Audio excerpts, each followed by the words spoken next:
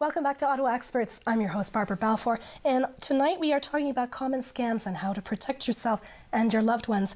Just joining us in the studio now is a new guest, Detective Constable John Armitt. John has been a police officer for more than 19 years. He's been investigating financial crimes for the past 4 years with the Ontario Provincial Police's Anti-Rackets Branch Economical Crimes and Corruption Unit based right here in Ottawa.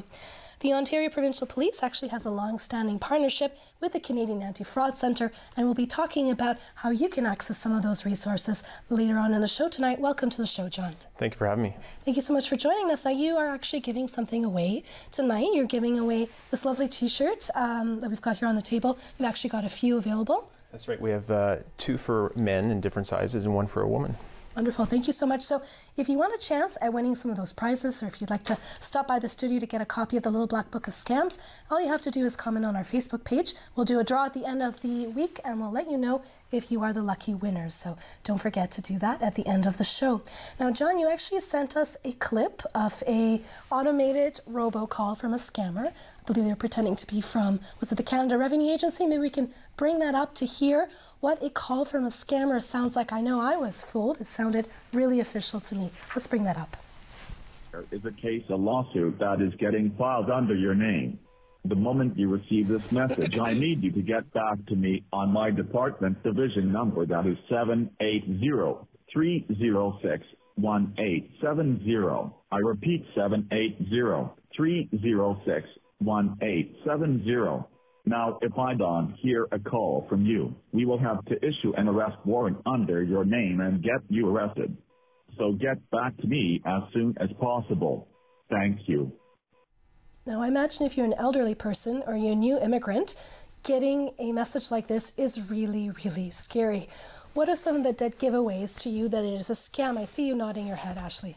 Oh my, I've gotten about a dozen of these calls myself. Especially around tax season, right? Oh, tax season, it's heavy, and they're threatening you, right? And I don't know if it was clear, but the way that it's perceived is if you don't do this, you're going to have a really bad consequence. And like you said, elder or even individuals with new credit cards, or they're new to the whole financial game because you're not really taught that in school yet, it could be really terrifying for them. And I don't want to go to jail, I don't want to get in trouble, so I got to call them right back. I'll do whatever you're asking me. John, what are some of the giveaways for you? Well, certainly it's the psychological emergency that they place in the victim's minds that they have to act immediately. CRA would never reach out in this form. Immigration would never do the same thing. It's consistent with the 2 different calls people get. They often have terms that aren't Canadian terms law enforcement would use, and it's not an approach any law enforcement agency would ever take to notify someone that there is an outstanding warrant for them. So they would never have an automated message, they would wait until they got a hold of you in person. That's right, and we're also finding they're changing the language profiles of calling victims, as a lot of us have quite often heard, whether it be business phones or personal phones. What do you mean by that?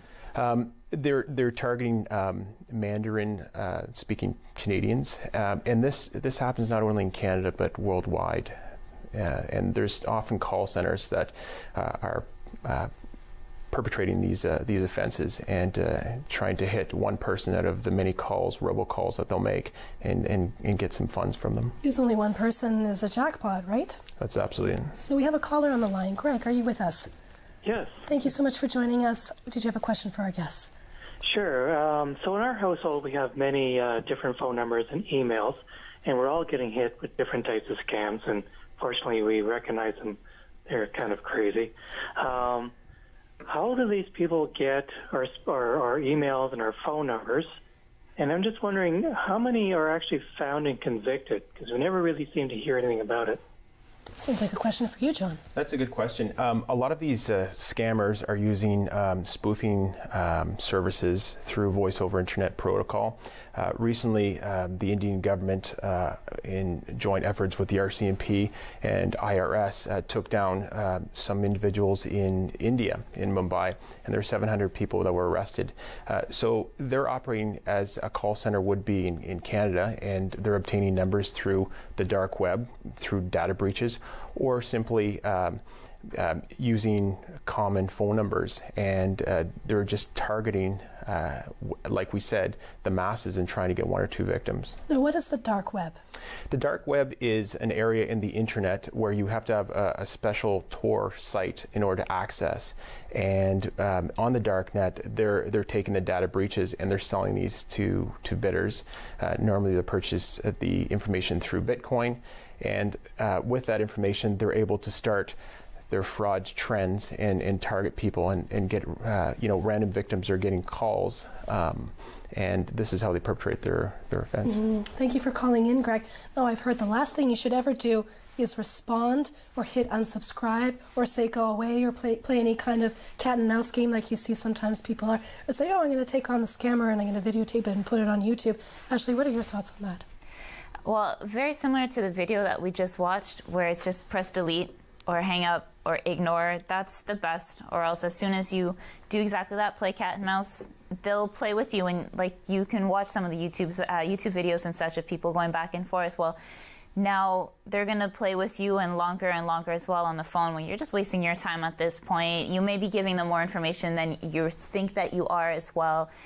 So at that point, I would just hang up the phone. Don't give in to their game. If it's an email, just delete it. Don't respond to it. Don't click on any of the links. That way you know that the address exists and it's live, right? Whereas before they were just guessing. And a good giveaway is there's no dash in between the area code and the numbers. So it would indicate that it's a voice over internet protocol that they're using. So you can block those numbers, or you can just simply delete.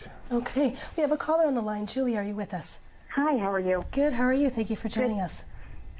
So I'm curious, like, how would I keep myself, like, you know, so not just anybody could find me online, you know, things like that. How do I keep my personal information confidential?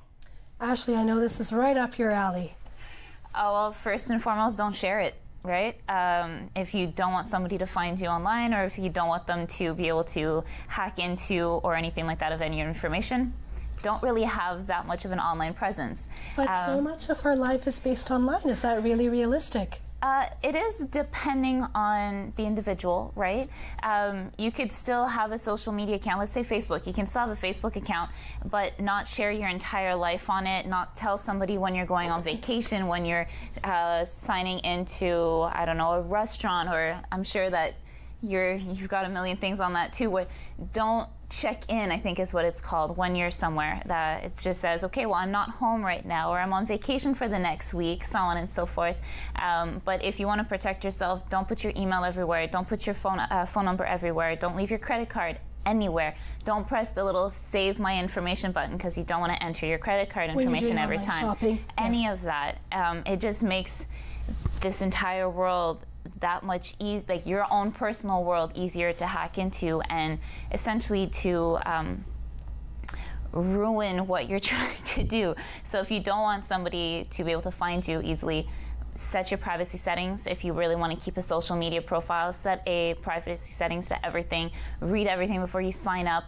Make sure what you're looking into. Like even Facebook before, you know, we didn't realize that they had access to our pictures and so on and so forth. Well, they keep changing their settings every few months. Exactly. It seems. Yeah. So just do your homework. Thank you so much for calling in, Julie. Now, I did have a question. What about, you know, cross-referencing information from different places? Every time we go shopping at a store, sign up for this loyalty club, you know, sign up for a points card. What's your postal code? And people just give their information away, not recognizing that it's a valuable commodity. What are your thoughts? Absolutely. I think your information is yours to keep, and I'd like to empower people to think about giving that information away when you're going to purchase anything. You can choose not to give your email or your postal code that may be involved in a data breach. So a lot of that. I get emails about those data breaches all the time, from hotels, from airlines, from banks, everywhere. Absolutely, even points cards and what have you. It happens. And just to speak to your point, if you're taking any pictures on social media, be cognizant of what is in the background, what information that you're giving up in your profile that could easily identify your child's sports or where you work, or specific information like that. Like your vehicle and the license plate, if it's in front of your house, the house number, any little detail that would be able to. And what I also say to that point is, if you're going to be posting a picture, maybe not post it right then and there in the moment, so that, you know, post it the next day or so on and so forth. So if you're at a football game, so they don't know where you're at the exact moment. Exactly. So it doesn't put the rest of your life more at like a vulnerable state. You were telling me earlier about the ways in which you get information about people, and you had an interesting example about PetSmart. Tell us about that. Yes. So for instance, if I wanted to, which has happened in the previous case I was working on, I couldn't get somebody's information. For some reason, they were very good at hiding it. And so I knew that they shopped at PetSmart. I went to PetSmart, I asked the girl at the counter, this is the phone number for this individual, this is the name. I don't know what kind of dog food she's buying for her dog, but I know it's registered in their files for whatnot. So she typed in the information, the name, address, so on and so forth. Everything showed up on the screen. As soon as the clerk turned around to go get the dog food for me, I'm able to now take a picture of the screen, walk away, and I have this entire person's personal information from A to Z to what she feeds her dog. You know what I mean? So little things like that, you're not realizing that you're giving up your information to these companies that are not necessarily training all of their staff to keep it personal. Sure, because that staff member is probably a college student and, you know, is making minimum wage. And exactly. Yeah. Does that surprise you, John? It doesn't. Knowledge is power for a lot of these fraudsters. We hear of the grandma scam, where they're calling someone's phone number and reaching an elderly person and causing this moment of panic and saying, can you please transfer this money right away because I'm in jail, I'm in custody, or some sort of emergency, medical emergency is happening. So little bits of information that they can build about you, and they can go online, and if your privacy settings, like we said on social media, isn't restrictive, they can find more and more and more, and then this builds their profile on you and more questions so they can make you believe that they're not who they are. It sounds kind of like spear phishing. Now earlier we had a video from the Competition Bureau on phishing, and spear phishing is like the tailored version of it where they know some information about you and use it to get more information out of you. That's right, and we're seeing the same type of scam with just a bit of a different hook. And I'm trying to let people know that they can become their own detective. They can empower themselves. They can use Google advanced search profiles and Twitter advanced search profiles to really verify any information that these people are trying to portray. And that's really interesting and so important, and I want to hear more about those techniques. You've also brought in some toys and gadgets for us, Ashley, so I want to hear more about the fascinating inside world of being a private investigator. When we come back, more on that, and also what to do when you suspect you've been a victim of fraud. See you after the break. We'll be right back.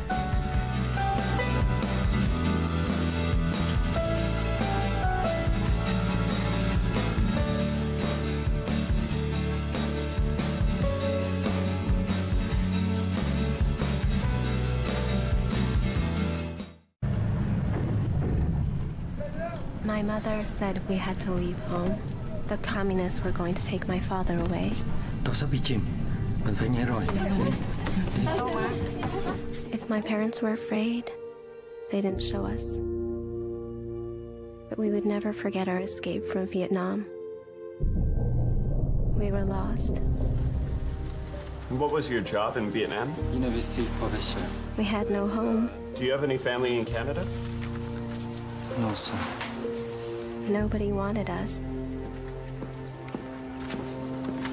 Welcome to Canada.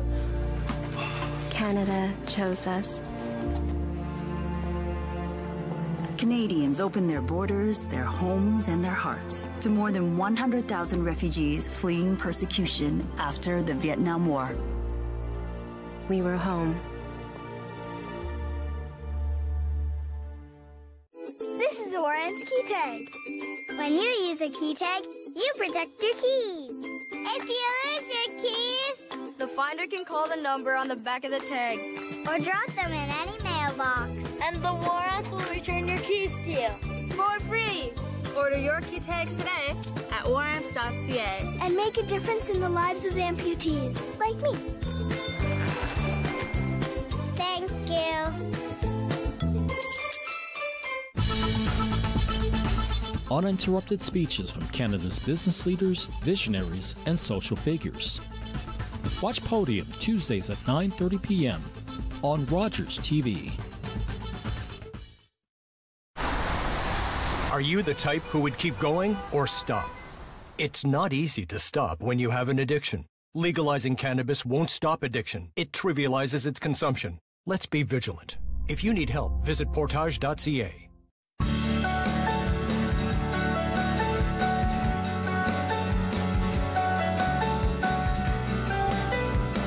Welcome back to Ottawa Experts. I'm your host, Barbara Balfour, and on tonight's show, we're talking about scams. Now, I believe we have a caller on the line. Are you with us, Jeff? Yes, ma'am. Thank you so much for calling in. Did you have a question for our guests? Yes, I have a friend who actually got caught in a scam with the Canadian Revenue Agency fake thing, and he was just wondering what's his next step now that he knows that he's been scammed, he lost the money. What should he do now? Excellent question. That speaks to your point earlier, John. When you suspect you've been the victim of a fraud, what are the steps you need to follow? Who do you talk to? Absolutely. And we're talking about victims before they're being a victim, empower them to search online, but you can also do things afterwards to make sure you're not victimized again. One is to gather all the information you have about this fraud, the email, the phone number, what have you, the voice, the accent. Report this information to your local law enforcement agency. The other thing is contact the Canadian Anti-Fraud Centre, because they have a database that collects all this information, and they also have an online reporting system. So if you don't want to call in, I actually went up there in North Bay and listened to one of their calls where a senior had called in, and she had reported something similar where she had been abused once, victimized once, and then victimized a second time. Are the same people? But she wasn't sure whether the same people. The other thing is to report the incident to your financial institution, because what they can do is they can track this, and maybe they can restrain the money, but also they can report it to the FinTrack. And FinTrack is an agency that tracks suspicious transactions, which law enforcement can obtain the information. So in some cases, if you're lucky, you could get some money back. That's right. And the other thing for this victim, if he used a credit card, what have you, would be to contact Equifax or TransUnion to flag their accounts and contact their financial institution. Thank you so much, Jeff, for calling in. Now, we were also talking about how you can be your own detective. Actually, I know you brought in some gadgets, but probably the average person won't have access to this. I want to talk about that in a second, but what are some tips that you have for clients to empower themselves? Well, anything online, I would honestly suggest use everything that we have, like Google, for example. Type in Google the name, the phone number, the pictures if you have any. Check a photo from a dating site you can put into Google Image? Yes, absolutely, and it'll show up the different accounts where it pops up as well, where it is used or where the original source of that picture comes from. So that way you can tell if it's a model, a fake photo, or a real person? Or if it's linked to more than one address, for instance. And then I would also suggest on Facebook and whatnot as well, now people have their phone numbers linked to it, emails linked to it, so you can, on the search bar at the top, you can insert a phone number, for instance, and it'll show up, you know, if it's linked to a business or to your personal cell phone. So I would just use our free databases that we have at our disposal. So, John, I know you mentioned Twitter.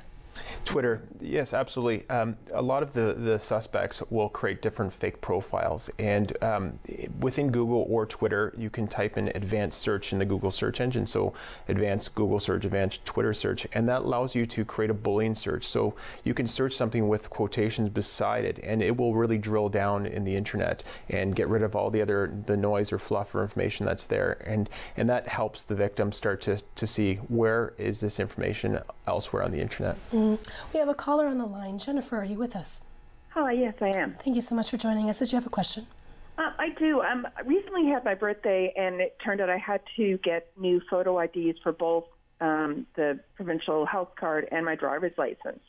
And I'm wondering, like, how do you dispose of the old ones? And the same, like, I always have, like, an old bank card or an old credit card that's expired or I've replaced it. Like, is there a way to, like, can you just throw those in the garbage, or do you need to worry about that kind of stuff? Well, my recommendation would be to either bring them back to Service Ontario and they'll take them back and dispose of them properly, or you can simply cut them up into fine pieces and throw them in the garbage. But just make sure that they're cut up in such a way that you can't really bring them back to its original form.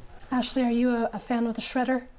Oh, I have one in my office, and I use it for every time I got to renew my cards. I shred all my old ones. Because you could be a victim of identity theft, right? Absolutely, and we're seeing false documentation being used to create bank accounts. They use these bank accounts to get credit. When the credit's increased, then what they'll do is they'll bust out the credit from that account and then keep on perpetuating these frauds. So it's good to get rid of, and like you said, shred your personal information, because you can find these in dumpsters and what have you at the end of the driveway. Thanks for calling, Jennifer. Ashley, let's go into some of the gadgets that you've brought in. What are some of your tools of the trade? Okay, well, here I've got 3 cameras. So for instance, this one here is a pinhole camera. So it's the size, actually it's smaller than my nail. Wow. And it could be live feed as well. So one thing that actually just went into the news this week too is Airbnbs and such like that. Individuals are hiding pinhole cameras this size in units where you're renting out for the room for the night or the week or however, and it's not necessarily, they need to tell you if there's a camera, and if they're not telling you, well, they're essentially misleading you. Same thing with this. It's a cell phone charger. It charges your phone for real as well, and there is a camera in this as well, and a pinhole camera right there. And wow. That doesn't flash, it doesn't show that there's a camera in it, and when you charge it, it still leaves so that it can show you, it can see you from a distance. And this here as well, it looks just like a coat hanger, however at the top here, and it will hold a decent amount of weight, so if you're hanging your purse or anything like that, and at the top here, once again, is a camera. As long as your coat doesn't cover that little tiny pinhole up top. Exactly, and it's placed in a way where it shouldn't, unless you've got like a big hood or something of that sort, but because this is made really low, it shouldn't cover it at all. And here we've got a GPS device. As you can see, it's very well used. But that there is just one of our very many models. We have some that are, you know, small, just like our cameras there, and we can track people, we can track vehicles, we can track items. So would you put that like under the hood of someone's car, for example? Yeah, we can put that in a vehicle, in a trunk vehicle, under a vehicle. This one, for instance, the last case, as you can see, it's really been, you know, used. We taped it to a magnet so it would stay underneath a vehicle for a very long time. So those can go anywhere. And then a voice recorder for when, as a private investigator, we do a lot of recording conversations. And we have that. And we have smaller ones as well where we can hide in our clothes and in our pockets and such. And people don't realize that our conversations are being recorded. Now, what are the rules? So you said that people need to know that there's a camera in the space that they're in. They need to know that they're being videotaped. What about a GPS? So the GPS, you're able to put a GPS on something as long as you are the property owner. And for us, for instance, we need to have the okay, the thumbs up from the individual that owns the vehicle, for instance. So let's say you and your husband have a vehicle, you share it, your husband wants to know where you're at, his name is on it, he gives me permission to put a GPS on his car, we can do that. Same thing with kids, relationships, so on and so forth, whomever is on. And for videos in Canada, any type of video surveillance cannot record audio. So in Canada, it's one of 2 people or 2 parties of the conversation need to be, and a camera is not a person, so they cannot give the right, essentially, to record a conversation. Same thing with us, even as a private investigator. If, let's say you guys are having a conversation, I cannot record your conversation unless I'm part of it.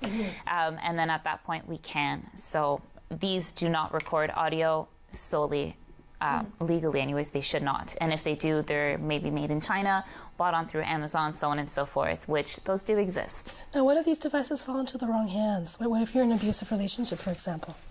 That happens a lot. We do get individuals that will ask us to go in and sweep their house, their apartment, their vehicles, their offices, so on and so forth, to find devices such as these hidden. Sometimes they're hidden in bathrooms. Sometimes they're, and then even partners. You think you're in a relationship with somebody, they're hiding a camera in the bathroom, they're selling that video online, and you're not aware that, you know, you're being exposed somewhere, anywhere online. Same thing with an intimate relationship in the bedroom, so on and so forth, and then the videos can be sold and profitable for the one individual that's hiding the camera. So that reminds me of one of the scams that I think was at the top of your list, John, and that's extortion. And I imagine that falls into play if you have, let's say, an intimate video or intimate photographs of someone. That's right. And if you search Google in just recent news, you'll see different instances around the world where individuals will have intimate relationships, or they'll be sexting and sending intimate pictures through text message or email. And then the scammer will try and extort money from these individuals, saying that if you don't send money, then we're going to post this on social media, and you know, we've seen politicians and what have you that have been involved in these sort of situations. Oh, yes, recently, yeah. That's right. Yeah. And the other thing I want to bring to these cameras too is remind people still to cover their PIN code when they're putting their credit cards in debit machines, because a lot of times they'll set them up, and then the scammer will take that information, and now if there's a reader in the ATM, they'll have your barcode information, and now they have a PIN video of your PIN, so they can access your credit. What about the camera on your computer? Hide it. I would suggest, I don't know about you, but and from a hacker's perspective, they can hack into your computer. Same thing with your cell phone, to be honest, but they can hack into your computer and they can see you through the camera without you necessarily being made aware or notice that they're watching you. Same thing with your cell phone. They can listen in, they can use your camera, they can use your microphone without you being, and that's where comes the other dynamic of protect your privacy, don't click on links, don't, you know, give somebody that access to your computer. Yeah, yeah. John, what are some other common scams out there that people need to know about? Well, we can speak of certain scams that talk about age groups. We just have a couple minutes before the end of our show. But certainly, and I can just sum it up briefly. Sale of purchase, where you go to purchase something online, they're telling you to send money, and then they'll send the product. That's a common. The phishing scam, which we've seen, where there's malware, you click on it, and then they'll try and get information from you. Personal information, where it's a cold call. Put you in a sort of an environment where you give over your information. A loan scam and job scams, where you want a loan at a low interest, but there's a fee and you have to send money first before you can get access to this. And then what we're seeing in Kijiji and jobs, where people are posting ads and saying there's a fee associated, send your information and then we'll get you the job or get you a loan. Now, March is Fraud Prevention Month. There's some things going on at the Anti-Fraud Center. Tell us a little bit about that. Certainly. So in cooperation with the Competition Bureau, the RCMP, we're putting out information specifically in OPP every 2 weeks. There's a phone number out there for people to call? Sorry, every week for four weeks about the different types of scams that we're seeing trends in. So tomorrow is hashtag fraud chats, and it's where you're able to bring questions to law enforcement, and we can answer them through the fraud chat online social media. Great. We only have a few seconds before we have to say goodbye, but Ashley, where can we find you? Am I even allowed to ask you that? Yeah, you can find me on social media, Private Eye Ottawa, or Private Eye Private Eye Investigations, oh my God, I'm sorry, and privateeyeottawa.com as well. And you also have courses for people to take if they want to get more into it? Yes, absolutely. They can become licensed as a security guard, private investigator, or get any type of information through courses that I offer for instance. Amazing. Thank you so much for joining us and for sharing your expertise. We will see you in the studio next week. Thank you so much for joining us. Don't forget to visit our Facebook page and let us know what prize you'd like to win. Have a great night.